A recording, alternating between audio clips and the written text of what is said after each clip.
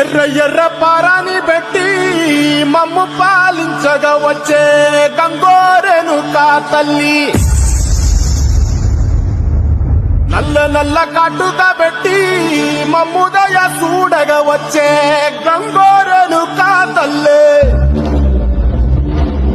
కల్లు కల్లు గజలు కట్టి మమ్ము నడిపించగా వచ్చే గంగోరెను కా తల్లి.